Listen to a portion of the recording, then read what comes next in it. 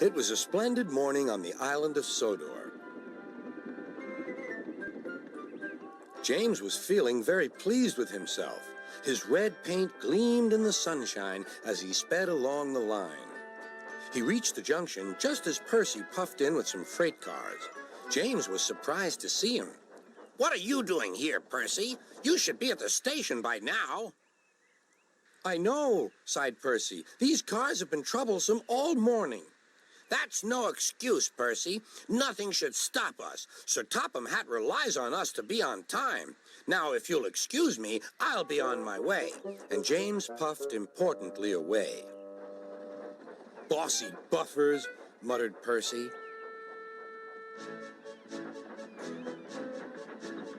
James arrived at the harbor. It was market day. The harbor yard was filled with the sweet smell of fruit from faraway lands. The fruit was delivered in big ships. James watched as strawberries, oranges, melons, and bananas were carefully loaded onto his cars. Then he set off for the station on the main line.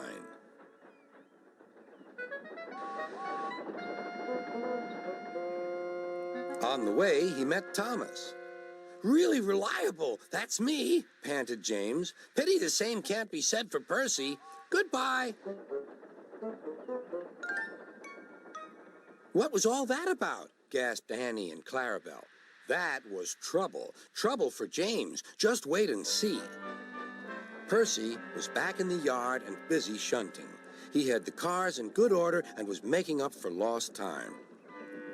But the station master had bad news. What's happened? Asked Percy's driver. James's brakes have jammed. We need Percy's help right away. Percy quickly set off to the rescue.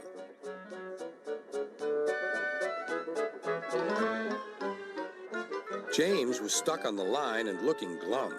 Percy couldn't help laughing. Got yourself in a bit of a jam, eh, James? A sticky situation? Be quiet. It's not funny having jammed brakes. And not very reliable either. I'm surprised you let it happen, James. Nothing should stop us engines.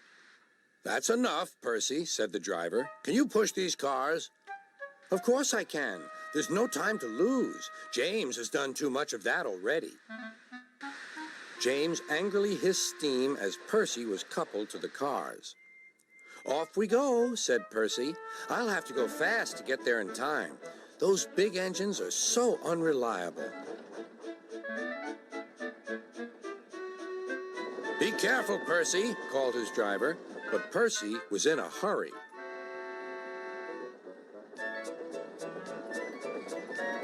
He didn't see that the switch had failed and that he had been diverted into a siding. Look out, Percy, shouted his driver and applied the brakes, but it was too late.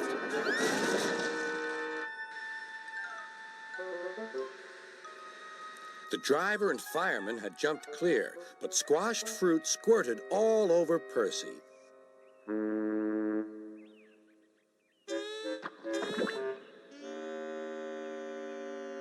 Sir Topham Hatt arrived.